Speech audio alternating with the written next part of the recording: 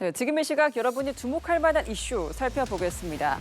외국 특송 화물을 이용해 국내에 마약류를 밀반입하려던 캄보디아인이 세관 당국에 적발됐습니다. 액상 마약을 선크림과 화장품 등으로 위장해 국내로 밀반입하려다 세관 당국에 적발된 건데요. 이 외국인은 국내에서 또 다른 외국인에게 마약류를 판매한 것으로 드러났습니다. 고희훈 기자입니다. 부산 세관 수사관들이 지방 곳곳을 뒤집니다. 베란다에 숨겨져 있는 물품을 찾아 바닥 한가운데 모아놓습니다. 찾아낸 물품은 이른바 러쉬라고 불리는 신종 액상 마약. 임시 마약류로 지정된 특정 성분이 함유된 이 마약은 흡입할 경우 의식 상실을 비롯해 저혈압, 어지럼증을 유발할 수 있습니다. 따라서 매매하거나 투약해서는 안 되며 가지고 있기만 해도 처벌 대상이 될 수 있습니다. 마약을 들여온 이는 캄보디아 국적 32살 A씨로 앞서 지난 7월에 이 액상 마약을 선크림과 화장품 등으로 위장해 태국발 특송 화물에 숨겨 국내로 밀반입하려다 세관 당국에 적발됐습니다. 적발된 밀반입 마약은 720ml, 60병이었습니다. 약하게 하는 사람도 있고 좀 강하게 하는 사람도 있는데 통상 보면은 1회 한 1ml 정도 사용하는 것도 통상 그렇게 보고 있습니다. A씨는 올해 4월과 5월에도 약 100병에 달하는 마약을 몰래 들여오게 됐습니다. 부산세관은 A씨가 들여온 마약을 구매한 베트남 국적 불법 체류자 B씨도 추적 끝에 붙잡았습니다.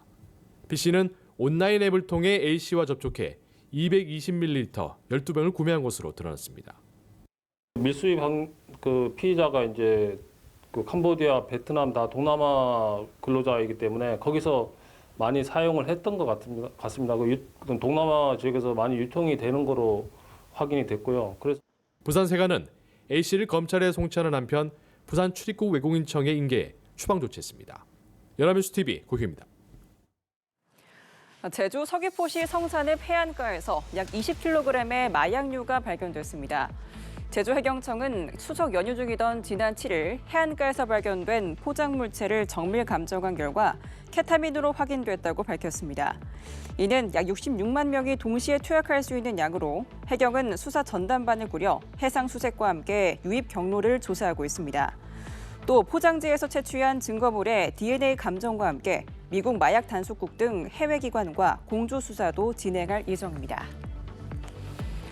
네, 지난 5월 지하철 5호선 전동차 안에 불을 질러 승객들을 공포에 떨게 한 60대 남성에게 법원이 징역 12년의 중형을 선고했습니다. 이 불로 23명이 연기를 마셔 병원으로 이송됐고 129명이 현장 응급처치를 받아야 했는데요. 재판부는 치밀하게 범행을 준비했고 대피가 어려운 터널을 지날 때 불을 질렀다며 엄벌이 불가피하다고 강조했습니다. 최지원 기자입니다.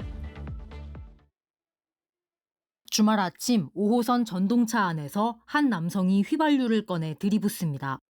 곧이어 불길이 치솟고 전동차 안은 검은 연기에 휩싸입니다. 지난 5월 5호선 여의나루역에서 마포역으로 향하는 전동차에 불을 지른 60대 원모 씨의 범행 모습입니다. 승객들이 혼비백산해 탈출에 나서고 임산부는 넘어지며 신발이 벗겨지기도 합니다. 이 불로 원 씨를 포함한 23명이 연기를 마셔 병원으로 이송됐고 129명이 현장 응급처치를 받았습니다.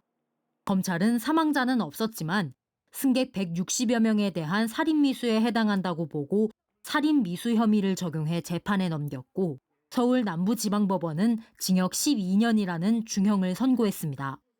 첫 재판에서 심신미약 상태였다고 주장했던 원 씨는 결심 공판에서는 이를 철회하고 반성의 뜻을 밝혔지만 법원은 대중교통에 대한 대중의 신뢰를 크게 저하시켰고 피해자 회복도 되지 않았다며 엄벌이 필요하다고 봤습니다. 재판부는 특히 개인적 불만을 품고 전동차에 불을 질렀고 치밀하게 범행을 준비해 죄질이 나쁘다라며 열차가 승강장을 떠나 터널을 지날 때 불을 질러 승객들의 대피를 어렵게 한 점도 비난 가능성이 크다고 양형 이유를 설명했습니다. 검찰은 앞서 징역 20년을 구형하며 보호관찰과 위치 추적 전자장치 부착 명령도 내려달라고 재판부에 요청했습니다. 법원은 보호관찰이 필요하다는 검찰의 요청을 받아들였고 이에 따라 원 씨는 형을 마치고도 3년간 인화성 물질을 소지하거나 집안에 보관할 수 없습니다. 다만 위치 추적 전자장치를 붙여달라는 요청은 받아들이지 않았습니다. 구형에 비해 낮은 형량을 받아든 검찰은 양형 이유 등을 살펴 항소를 검토할 것으로 보입니다. 연합뉴스TV 최주원입니다. 대전에서 술에 취해 거리에서 난동을 부린 20대 남성이 검찰에 넘겨졌습니다. 이 남성은 시민을 위협하고 경찰관을 폭행했는데요. 경찰은 테이저건의 전기 충격 기능을 활용해 현행범으로 체포했습니다. 이 남성은 현행범으로 체포된 뒤 공무집행 방해 혐의로 검찰에 송치됐습니다. 천재상 기자입니다. 대전의 밤거리, 검은 옷을 입은 거구의 남성이 음주설한 신고를 받고 출동한 경찰관과 대치합니다. 남성은 인적사항을 묻는 경찰관에게 욕설을 퍼부으며 거세게 저항합니다. 경찰관을 밀쳐 넘어뜨리더니 몸으로 짓누르기까지 합니다. 통제불능의 남성, 경찰관은 결국 테이저건을 꺼내들었고 이 거구의 남성은 2번의 전기 충격을 받고서야 겨우 제압됐습니다. 구두 경고를 했습니다. 제가 계속 협조를 안 하면 테이저를 사용하겠다. 그래서 그런데도 이제 계속 협조를 안 하고 안 가려고 막 계속 넘어지려고 하고 하니까 어쩔 수 없이 제가 테이저를 들어서 경찰관을 폭행한 이 남성은 앞서 인근 술집에서 지인들과 음주를 한 뒤 거리에서 행패를 부린 것으로 파악됐습니다. 남성은 이곳에서 지나가는 시민들에게 욕설을 하며 시비를 걸고 도로에 드러누워 통행을 방해하는 등 난동을 부렸습니다. 이 남성은 현재 특별한 직업이 없는 상태로 과거 폭행 등 비슷한 종류의 범죄를 저지른 적이 있는 것으로 나타났습니다. 대전경찰청은 경찰관을 폭행한 20대 남성을 현행범 체포하고 공무집행 방해 혐의로 검찰에 송치했습니다. 아울러 경찰관을 밀치며 남성의 현행범 체포를 방해한 그의 지인도 같은 혐의로 검찰에 넘겼습니다. 연합뉴스TV 천재상입니다. 경기 의정부에 있는 중랑천에서 중학생 1명이 물에 휩쓸려 실종돼 소방당국이 이틀째 수색 작업을 벌이고 있습니다. 수색 작업에는 소방과 경찰, 군, 지자체 등 인원 340여 명과 드론, 보트 등 장비 80여 대가 동원됐습니다. 서울 방향으로 총 20km 범위까지 확대해 수색이 이루어지고 있으며 조명 장비와 열화상 드론을 추가로 투입해 야간에도 수색을 이어갈 계획입니다. 앞서 어제 오후 5시 반쯤 의정부 중랑천에서 중학생 2명이 불어난 물에 휩쓸려 1명이 구조되고 1명이 실종됐습니다. 장중 사상 최고치를 찍었던 코스피가 미중 무역 갈등 우려가 다시 부각되면서 결국 하락 마감했습니다. 장중 3,640선까지 오르며 사상 최고치를 새로 썼지만 오후 들어 하락세로 돌아서면서 결국 0.63% 내린 3,560선에 거래를 마쳤는데요. 반도체주를 중심으로 차익 실현 매물도 쏟아졌습니다. 김수빈 기자입니다. 코스피가 하루 만에 급등락을 보이며 극심한 롤러코스터 장세를 연출했습니다. 지수는 장중 3,640선까지 오르며 사상 최고치를 새로 썼지만 오후 들어 하락세로 돌아서며 결국 0.63% 내린 3,560선에 거래를 마쳤습니다. 개인과 외국인이 매수에 나섰지만 기관의 매도세를 막기엔 역부족이었습니다. 특히 그간 상승장을 이끌던 반도체주가 약세로 돌아서며 시장 전체가 흔들렸습니다. 삼성전자는 시장 전망치를 웃도는 실적에 장 초반 52주 신고가를 경신했지만 차익 실현 매물이 몰리며 2% 가까이 하락 마감했습니다. SK하이닉스도 장중 43만 원 선을 터치한 뒤 결국 약보합권에서 거래를 마쳤습니다. 또 한화오션을 비롯한 조선주들이 일제히 약세를 보였습니다. 중국 정부가 한화오션의 미국 내 자회사 5곳을 제재 대상으로 지정했다는 소식이 전해졌기 때문입니다. 이처럼 하루 사이에도 달라지는 미국과 중국 간 무역 기류가 국내 증시 불확실성을 키웠습니다. 올해 4월부터 최근까지 큰 조정 없이 올라온 데 따른 매물 소화 과정은 3분기 실적 시즌 그리고 미중 갈등 고조 이런 트리거를 통해서 그런 국면이 시작되지 않았나라는 생각하고 있습니다. 다만 이번 조정은 단기 숨고르기 국면으로 내년 상반기까진 완만한 상승 흐름이 이어질 거란 관측이 나옵니다. 한편 원달러 환율은 외환 당국의 구두 개입에도 1,430원대까지 상승했습니다. 시장에선 단기적으로 1,450원 부근까지 상단이 열려있다는 전망도 나옵니다. 연합뉴스TV 김수빈입니다. 네, 우리나라 축구대표팀이 잠시 뒤인 8시부터 서울 월드컵 경기장에서 남미 복병 파라과이와 평가전을 치릅니다. 오늘 경기는 지난 주말 브라질전과는 대조적으로 다소 썰렁한 분위기라고 하는데요. 취재기자 연결해 현장 분위기 살펴보겠습니다. 우준성 기자. 네, 저는 지금 서울 월드컵 경기장에 나와 있습니다.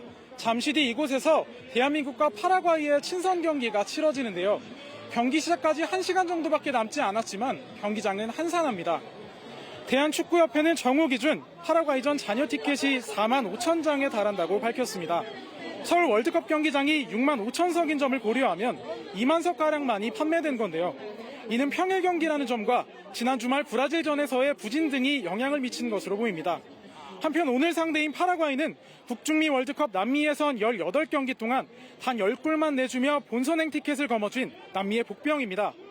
남미 예선에서 전통의 강호 브라질과 아르헨티나를 한 번씩 잡아내기도 한 만만치 않은 저력을 가진 팀인데요.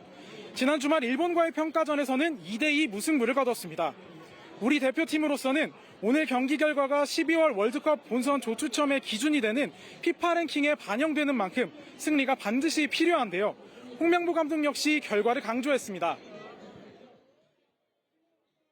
테스트도 중요하지만 이제 결과도 굉장히 중요한 시기가 됐기 때문에 저희 팀 전체적인 것도 그렇고 주위에 있는 모든 것들을 했을 때 내일 경기는 꼭 승리를 해야 되는 경기라고 생각을 합니다. 네, 우 기자. 경기에 앞서서 대표팀 주장 손흥민 선수의 남자 축구 A매치 최다 출전을 기념하는 행사가 열린다고요? 네, 킥오프 전 손흥민 선수의 A매치 최다 출전을 기념하는 행사가 열립니다. 한국 축구 레전드 차범근 전 감독도 참석하는데요.